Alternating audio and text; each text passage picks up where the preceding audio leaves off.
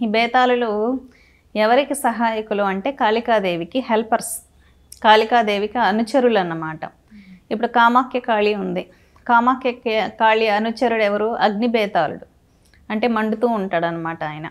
అలాగా భూమి మీద ఒక బేతాళుడే కాదు, అనేక మంది బేతాళులు ఉన్నారు.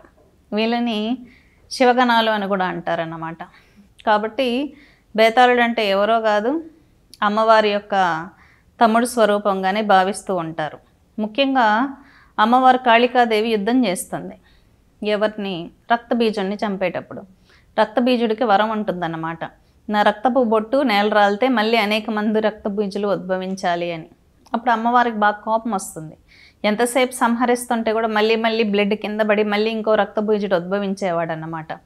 కాబట్టి ఆ టైంలో ఆ రక్తబీజుని రక్తం తాగేటప్పుడు అమ్మవారు 2 చుక్కలు కింద పడతాయి.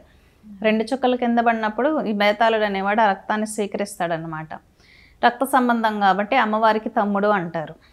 ఈ బేతాళుడిని మన వైపు ఎలా ఆరాధిస్తారు అంటే చేతిలో కొరడా పట్టుకొని తిరుగుతూ ఉంటారు, పోతురాజు అని. మన సైడ్ పోతురాజు అంటారు, నార్త్ ఇండియాలో బేతాళుడు అంటారు, తమిళనాడులో కరుప్పు స్వామి అంటారన్నమాట. కాబట్టి మన అమ్మవారిలోనూ ఊరేగింపు చేసేటప్పుడు గ్రామ దేవతల్ని పోతురాజు డ్యాన్స్ చేస్తూ వెళ్తారు కదా, చేతిలో కొరడా పట్టుకొని, అమ్మవారి తమ్ముడు అంటాం. ఆయనే బేతాళుడు. మీరు గ్రామ దేవతలకి దగ్గర బలులు ఇస్తూ ఉంటారు, అబ్జర్వ్ చేశారా? బలులు ఇచ్చేటప్పుడు ఏంటంటే అమ్మవారు బలి స్వీకరించదు, ఈ బేతాళుడే బలి స్వీకరిస్తాడనమాట.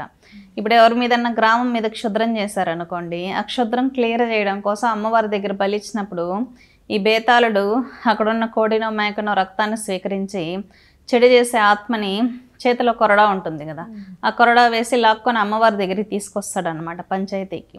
అప్పుడు అమ్మవారు చెప్పంగానే ఆ క్షుద్ర శక్తి ఆ ఊరిని వదిలి వెళ్ళిపోతుందన్నమాట.